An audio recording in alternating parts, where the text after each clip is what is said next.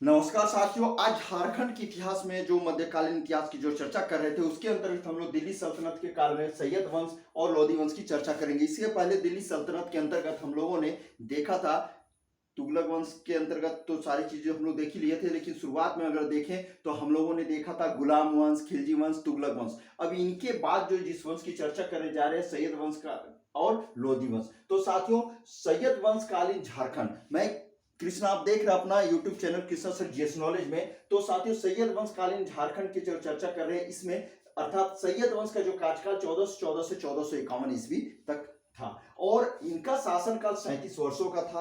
अब सैयद वंश की स्थापना किसने किया था? खिज्र खान ने किया था। तो साथियों, इसकी स्थापना के पीछे भी थोड़ा सा बहुत गजब की कहानी है, तो मैं पूरी इतिहास की चर्चा नहीं करूंगा, लेकिन कुछ चीजों का चर्चा कर रहा हूं। जब तैमूर लंग ने 1398 ईस्वी में भारत पे आक्रमण किए थे, या मंगोल आक्रमणकारी थे, उस समय आप देखेंगे कि दिल्ली में नसरुद्दीन तुगलक शासन कर रहे थे। उसके समय ये आक्रमण किए थे और खिज्र खान ने उन्हें सहायता किया था। किनको? तैमूर लंग को। इनकी सहायता के फलस्वरूप आप देखेंगे तैमूर लंग ने इसे लाहौर, मुल्तान और दीपालपुर की सूबेदारी सौंप दी। जब तैमूर लंग भारत से वापस जा रहे थे तो खिज्र खान ने स्वयं उत्तर पश्चिमी भारत का में अपने आप को वायसराय घोषित किया और शासन करना प्रारंभ किया, लेकिन कोई राजा की उपाधि या सुल्तान की उपाधि धारण नहीं की रहे थे, आला की उपाधि जरूर धारण किया था। लेकिन एक चीज देखें कि सैयद वंश के समय झारखंड के जो नागवंशी शासक थे वो उदयकर्ण थे। तो क्वेश्चन पूछ सकता है ये, सैयद वंश के समय झारखंड के नागवंशी शासक कौन थे? तो कौन थे ये? उदयकर्ण। अब उदयकर्ण का कार्यकाल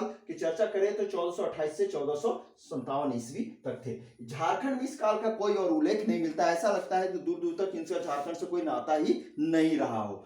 फिर देखेंगे लोधी वंश काल में झारखंड, यानी लोधी वंशकालीन झारखंड जो 1451 से 1526 ईस्वी तक शासन किए थे। तो लोधी वंश की स्थापना तो बहलोल लोधी ने किया था। इसमें लोधी वंश के 3 शासक थे। बहलोल लोधी जो 1451 से 1489, सिकंदर लोधी 1489 से 1517, फिर इब्राहिम लोधी 1517 से 1526 ईस्वी तक। तो साथियों, लोधी वंश का शासनकाल देखा जाए तो भारत के इतिहास में 75 वर्षों का रहा था।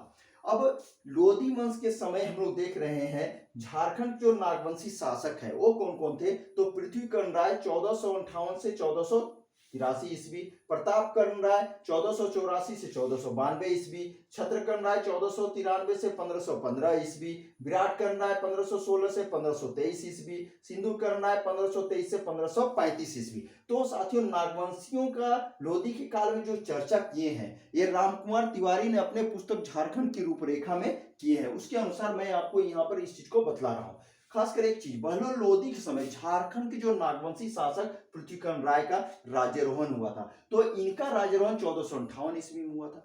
अब बहलोल लोधी के समय जो उड़ीसा के अंतिम गंग राजा के मंत्री कपिलेंद्र गजपति ने गजपति वंश की स्थापना किया और इसका एक और नाम क्या था? सूर्य वंश भी था। इसे पूछ सकता है कि किस राजा ने गजपति वंश की स्थापना किया, उसका एक और नाम क्या था? तो सूर्य वंश था। कपिलेंद्र गजपति ने किया था और कपिलेंद्र गजपति ने उड़ीसा को दक्षिण पूर्वी भारत का शक्ति का केंद्र बना दिया, यानी कि इसका केंद्र बनाकर अपने चारों ओर अपना साम्राज्य का विस्तार किया और वहीं से शासन करना प्रारंभ किया। और उसने यहीं तक नहीं रुका, उसने क्या किया? झारखंड के संथाल परगना और हजारीबाग के अलावे अब देखेंगे नागवंशी राज के बहुत बड़े भाग पर क्या किया? वो अधिकार कर लिए, अधिकार कर किया और साथ ही देखेंगे वे क्या किए? अपने को झारखंड का राजा घोषित किया। लेकिन कपिलेंद्र गजपति का जो ये यहाँ पर झारखंड पे आक्रमण हुआ, इसका कोई विशेष रूप से अस्थायी प्रभाव झारखंड में नहीं पड़ा। और एक चीज देखना चाहेंगे साथियों कि 1494 ईस्वी में सिकंदर लोदी के डर से जौनपुर के शासक हुसैन शाह सरकी ने झारखंड के साहिबगंज में शरण ले लिया।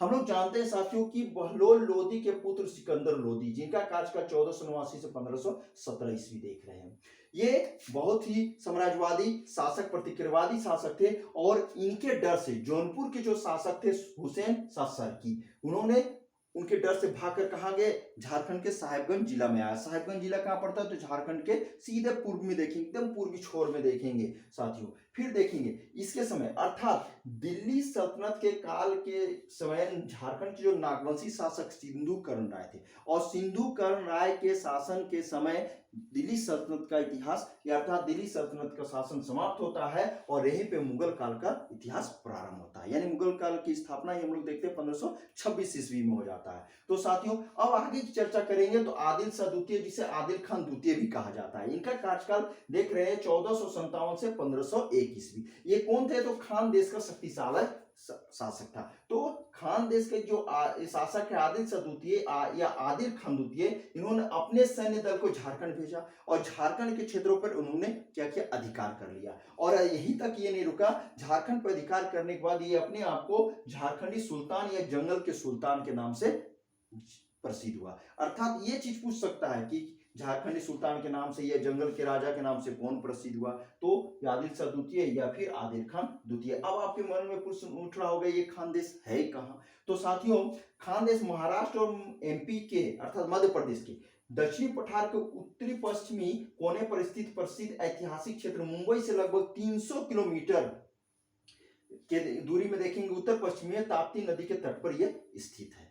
और साथियों जो ये खानदेश है ना, इस खानदेश की स्थापना मलिक रजा फारूकी ने किया था। तो कब किया था? तो आप देखेंगे 1399 ईस्वी में किया था। और सबसे बड़ी चीज कि मलिक रजा फारूकी ने अपने नाम पर ही इस वंश का नाम फारूकी वंश रखा, अर्थात अपने नाम पर इस वंश का नाम क्या रखा? फारूकी वंश रखा। तो साथियों दिल्ली सल्तनत के अंतर्गत 5 राजवंशों का हम लोगों ने चर्चा किया और साथ ही आदिल शाह द्वितीय या आदिल खान का भी चर्चा किया। तो साथियों ये वीडियो आप जरूर से जरूर देखें और अपने एग्जाम के लिए अपने आप को पूरी तरह से तैयार कर लें। साथियों ये वीडियो को देखिए और इसे कमेंट अवश्य कीजिए, शेयर कीजिए, लाइक कीजिए और सब्सक्राइब करना तो भूलिए नहीं, क्योंकि सब्सक्राइब कीजिएगा तो ये चैनल आपको बार बार आपके पास पहुंचता रहेगा, आपको के ज्ञान की जिज्ञासा को ये बढ़ाता रहेगा। तब तक के लिए साथियों नमस्कार।